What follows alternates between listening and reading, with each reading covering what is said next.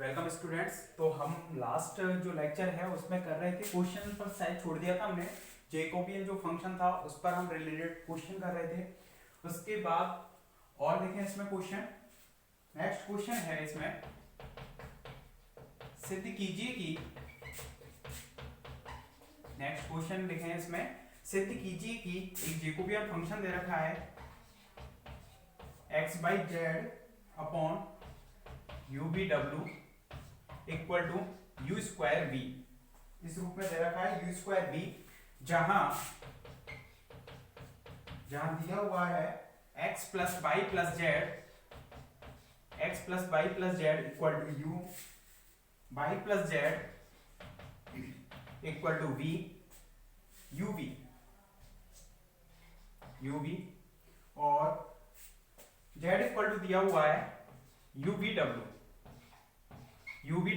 इस क्वेश्चन को कंप्लीट करा पहले, फिर इसको सॉल्व करेंगे कि जेकोबियन फंक्शन, अभी तक आपने दो का पढ़ा होगा जेकोबियन फंक्शन x और y जो कि u और v का फंक्शन है। यहाँ पर तीन वेरिएबल दे रखे हैं x बाई z जो कि किस किस के फंक्शन है, u v और w के। देखें इसको पहले, फिर करेंगे इसको कंप्लीट।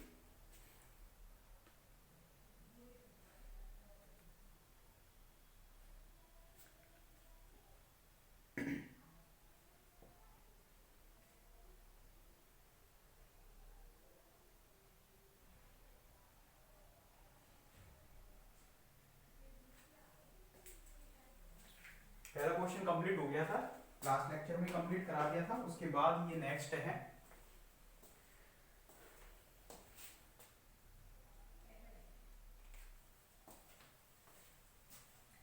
तो देखिए इधर देखें, पूरा फोकस इधर करें कि यहाँ पर आपको जेकोबियन फंक्शन दे रखा है जो कि तीन वेरिएबल का है, उसको हमें यू स्क्वायर बी के रूप में हमें लिखना है। और जहां पर दी हुई है कि एक्स बाई जेड को हम यू की टर्म में किस हिसाब से चेंज कर सकते हैं कि x plus y plus z equal to u है, y plus z equal to u v है, और z equal to u v डब्ल्यू है। इस तरह से हम चेंज कर सकते हैं। तो हम LHS लेकर चलते हैं और वही RHS के बराबर इसको सॉल्व करके देखते हैं हम।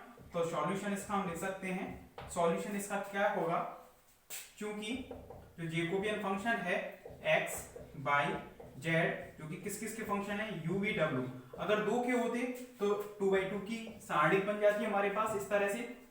लेकिन यहाँ पर x है वो किस किस का फंक्शन है, u का भी है, v का भी है और w का भी है, तीनों का फंक्शन है यहाँ पर। तो हम क्या करेंगे, del x upon del u, u के सापेक्ष क्रम से करना, उल्टा मत कर देना कि पहले w के सापेक्ष फिर u के सापेक्ष फिर v के सापेक्ष, ऐसे नहीं, जो क्रम से लिखे हुए हैं उसी के सापेक्ष। Del x upon del u, यहाँ पर आ जाएगा del x upon del v, और यहाँ पर आ जाएगा del x upon del w, इस तरह से।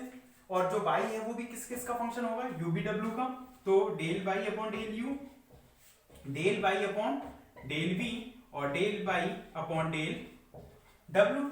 इसी तरह से z भी है वो भी तीनों का फंक्शन होगा u v w का, तो del z upon del v और यहाँ पर हो जाएगा del z upon del w।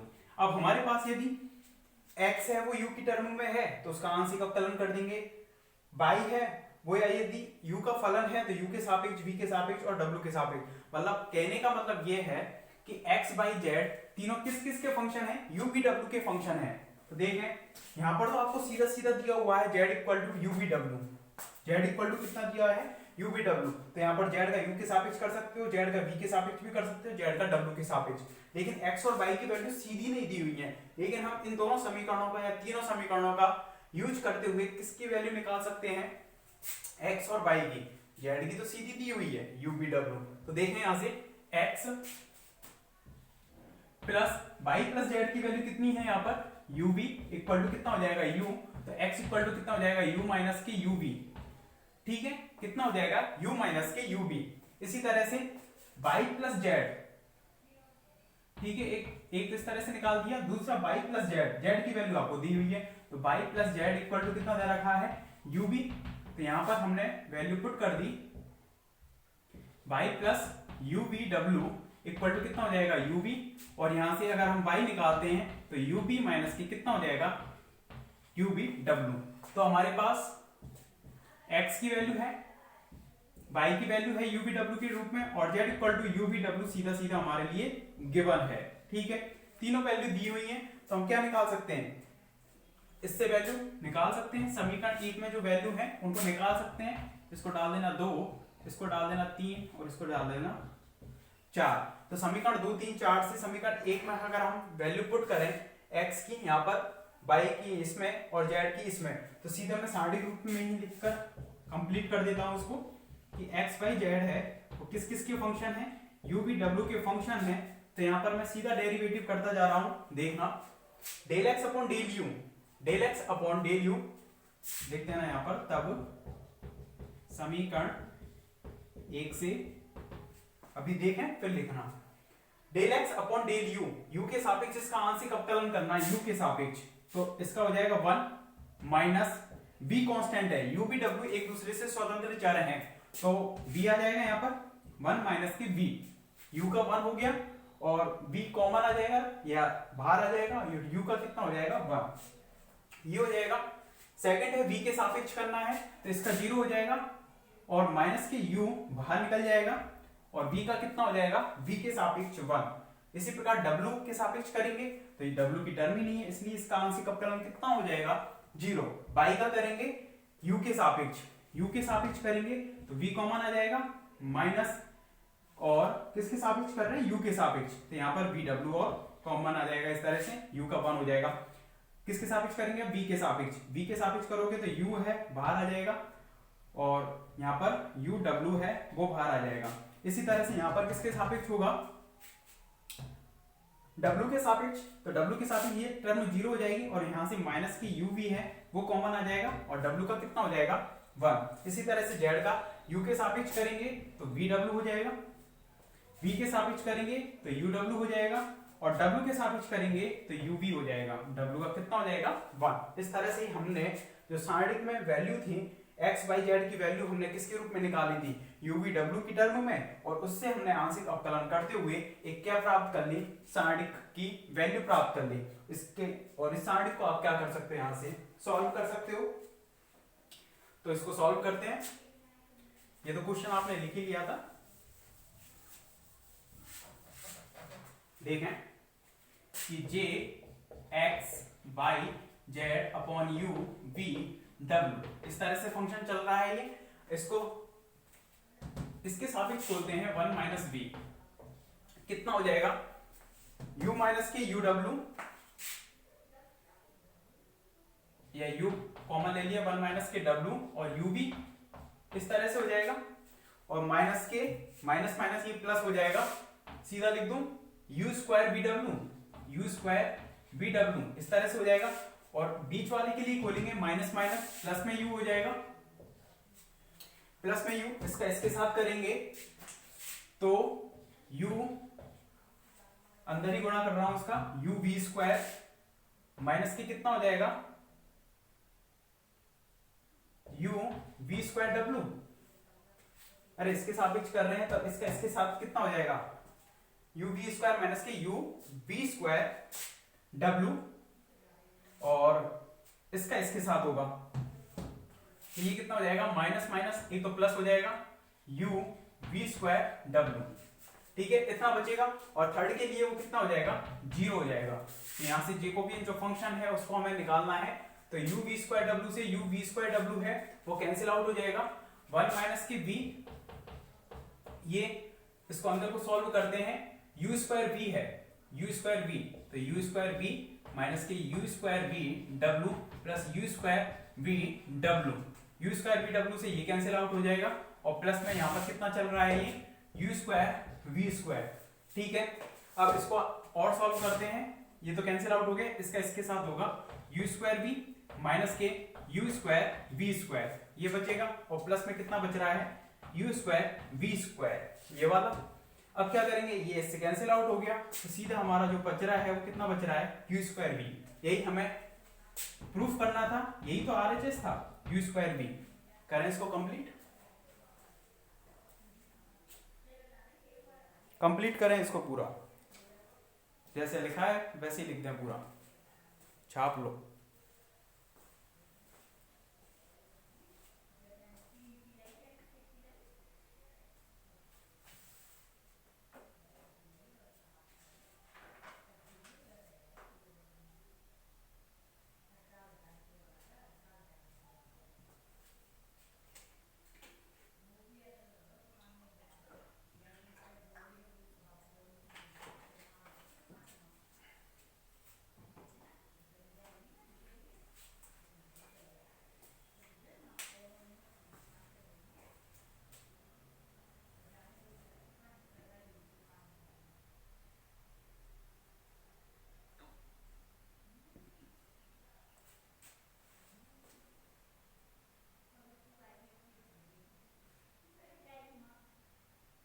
आराम से लिखने के लिए टाइम दिया जाता है, और कम पड़ता है तो आप पॉज करके भी लिख सकते हो।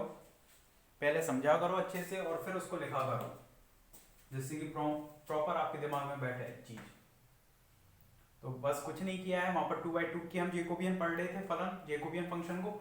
यहाँ पर ये 3/3 का जेकोबियन फंक्शन खुला है, इसमें बस हमने x/z को u v w की टर्म में निकाला है और सॉल्व किया है सारणिक को।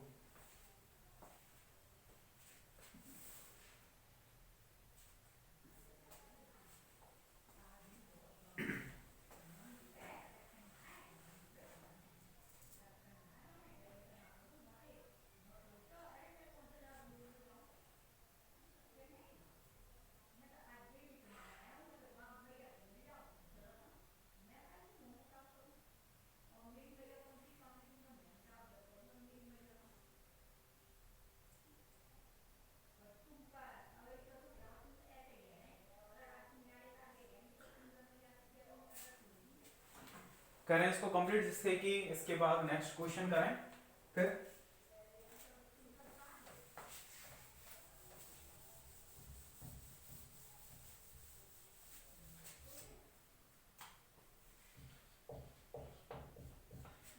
इसके बाद जो नेक्स्ट क्वेश्चन है उसको लिखना है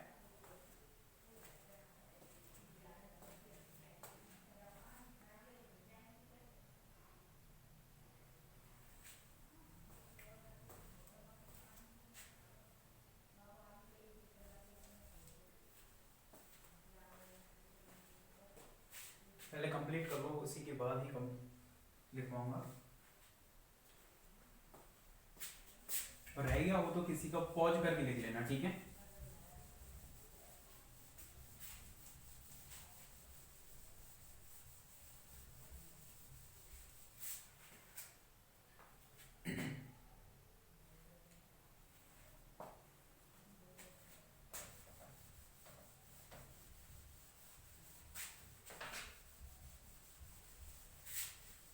लिखे नेक्स्ट क्वेश्चन इसमें, लांबिक वक्र रेखीय निर्देश तंत्र में,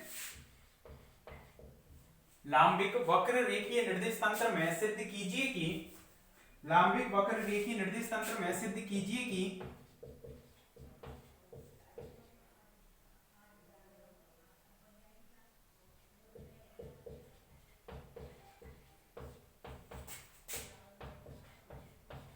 ये लांबिक वक्र रेखीय निर्देश तंत्र में सिद्ध कीजिए कि जे जेकोबियन फंक्शन दे रखा है x y z, जो कि फंक्शन है किस किस की x y z, u1 u2 u3 के। इस तरह से इसको पढ़ेंगे। वो किसके बराबर आ रहे हैं, equal to h1 h2 h3। अब आपको पता होना चाहिए h1 h2 h3 और u1 u2 u3 क्या थे, क्योंकि स्टार्टिंग में लाइन लिख दी उसने लांबिक वक्र रेखीय निर्देश तंत्र। तो मतलब u1 u2 u3 तो क्या है, निर्देशांक है, और h1 h2 h3 जो है वो क्या है, यहाँ पर स्केल गुणक है, ठीक है, स्केल फैक्टर है। तो उसके बराबर हमें सिद्ध करना है। लेकिन इसमें और है आगे, सिद्ध कीजिए कि ये हो गया लांबिक वक्र रेखीय निर्देश तंत्र में सिद्ध कीजिए कि, यहां तक हो गया। तथा इसका मान कार्तीय गोलीय एवं बेलनीय निर्देश तंत्र में भी ज्ञात कीजिए। तथा इसका मान कार्तीय गोलीय व बेलनीय निर्देश तंत्र में भी ज्ञात कीजिए, ठीक है। h1 h2 h3 के बराबर है, और इसकी वैल्यू हमें फाइंड आउट करनी है किसमें भी, कार्तीय में, गोलीय में और बेलनीय में। अब पूरा फोकस इसको लिखने के बाद इधर देखें, पूरा फोकस इधर बोर्ड की तरफ देखो कि हमें ये चीज दी हुई है, इसको स्केल गुणक के बराबर हमें लाना है। तो सबसे पहले वही काम LHS को लेकर चलेंगे, j x by z, जो कि किस किस का फंक्शन है, u1 u2 u3 का फंक्शन है। इस तरह से इसको यदि हम ओपन करते हैं तो वही पहले की तरह सारणी ओपन होगी, x है, u1 u2 u3 तीनों का फंक्शन है। इसको हम ऐसे लिख सकते हैं, जेकोबियन फलन की परिभाषा से, फंक्शन की परिभाषा से u3। इसी तरह से y है वो तीनों का फंक्शन होगा,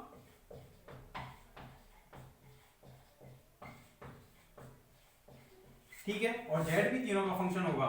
तो del z upon del u1, del z upon del u2 और del z upon del u3। अरे लिख सकते हैं, नहीं लिख सकते ऐसे। अब इसके आगे हमें इनकी वैल्यू पता ही नहीं है, del x upon del u one, del x upon del u two, del x upon del u three. अब इनको कहाँ से फाइंड आउट करेंगे?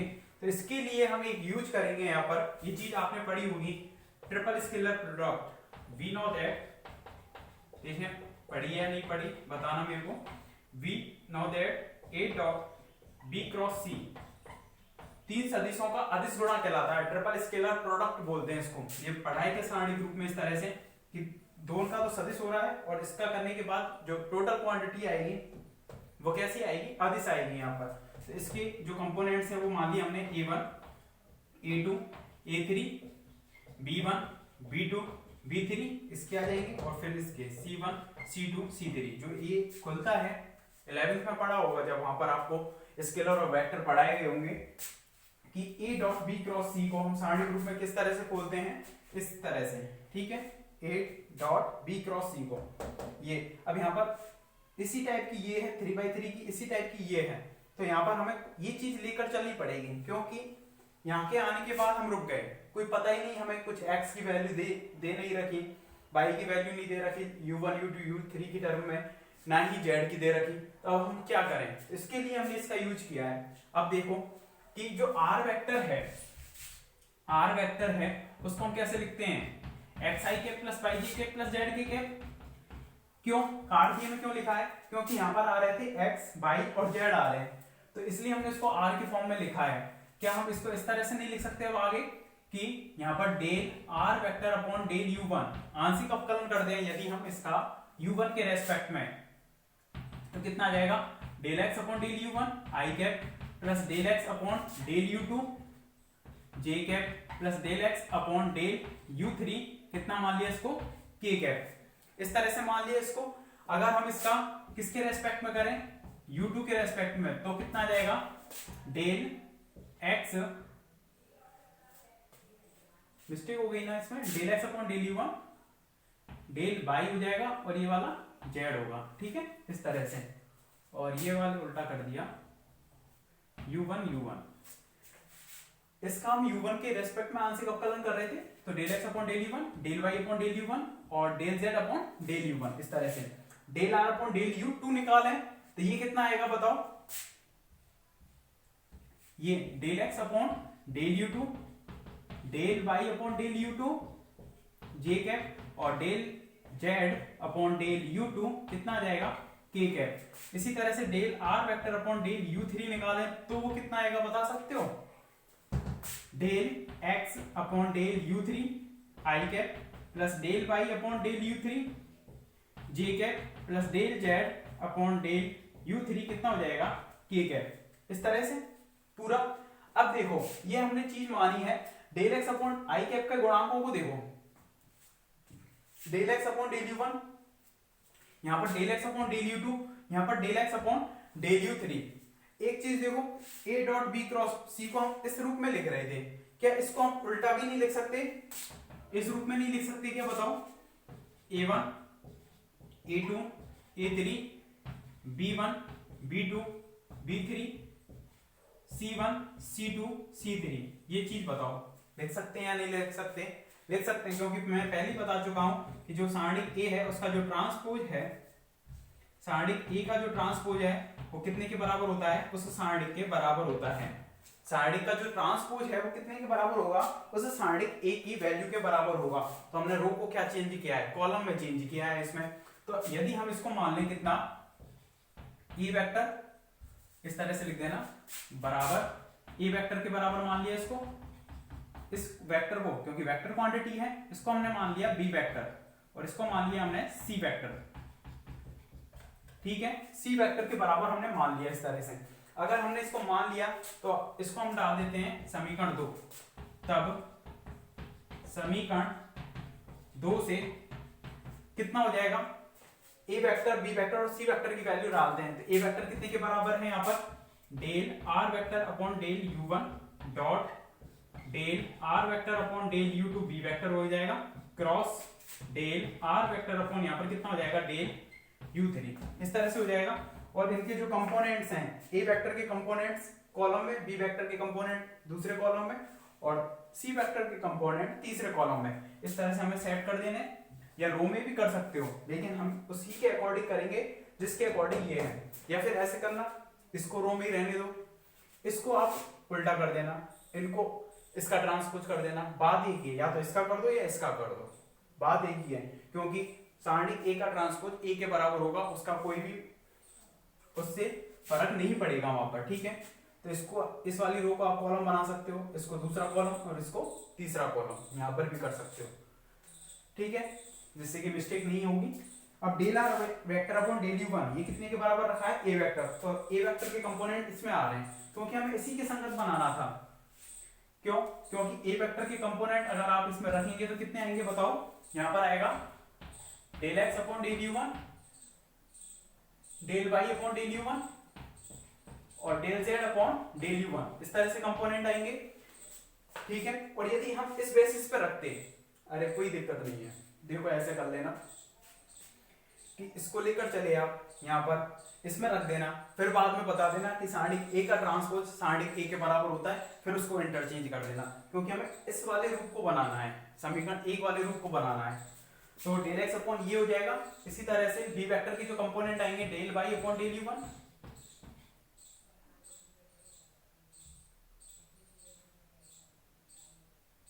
क्या होगा यहाँ पर, बी वेक्टर के component del x upon, sorry, b vector के कंपोनेंट आ जाएंगे del x upon del u two, del y upon del u two और del z upon del u two. यहाँ पर आ जाएंगे del x upon del u three c vector के लिए, और del y upon del u three और del z upon del u three, इस तरह से आ जाएगा, इस तरह से आ जाएगा।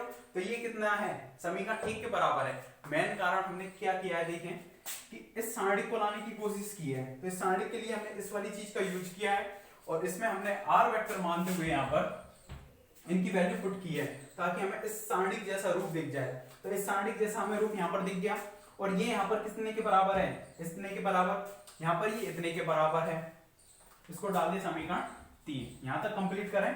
और फिर हम लिखेंगे इसमें समीकरण 1 व 3 से, समीकरण 1 व 3 से क्या होगा, दोनों की एलएचएस साइड बराबर है, ये वाली साइड बराबर है।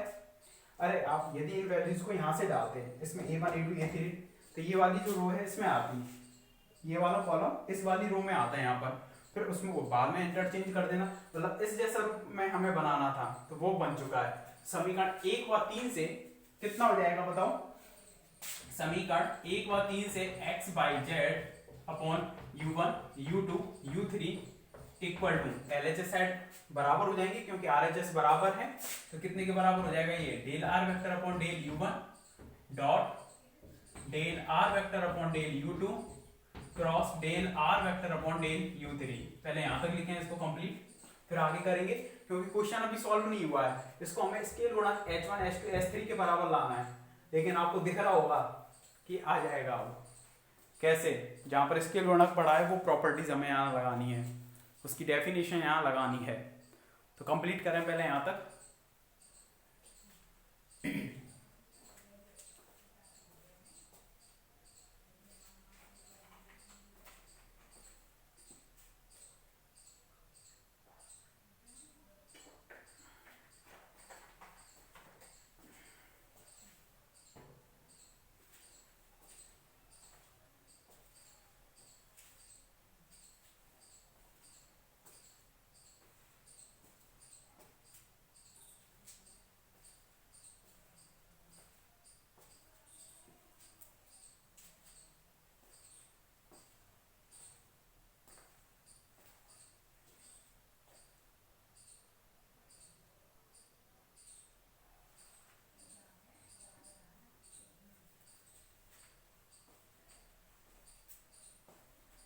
पूरा कंप्लीट करें यहाँ से आंसर को, इसको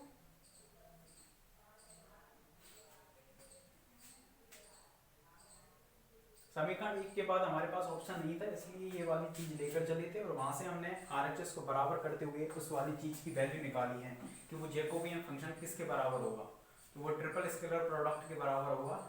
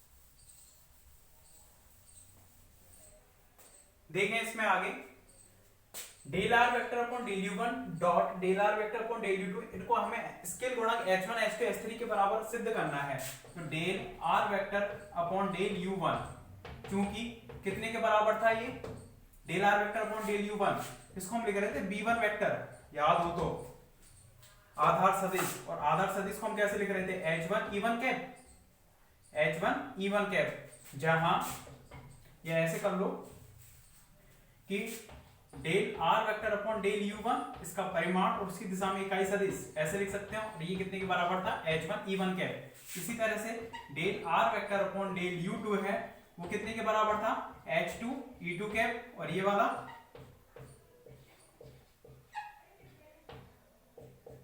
h3 e3 कैप के बराबर था। ठीक है, इसको इक्वेशन डाल देना 4, तब समीकरण 4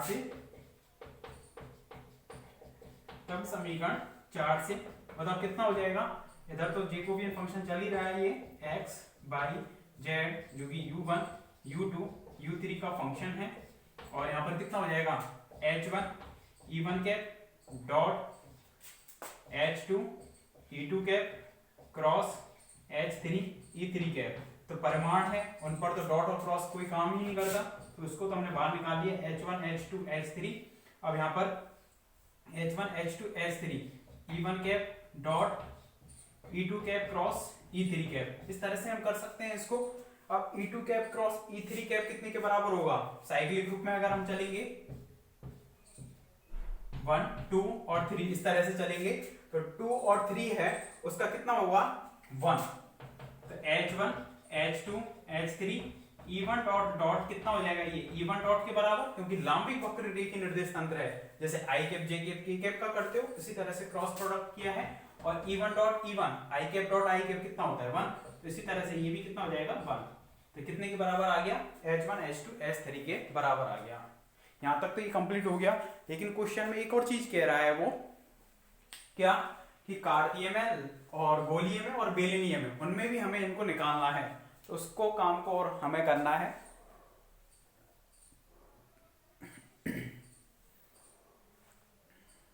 यहां तक कंप्लीट करें पहले इसको, उसके बाद उसे करेंगे हम नेक्स्ट लेक्चर में, ठीक है।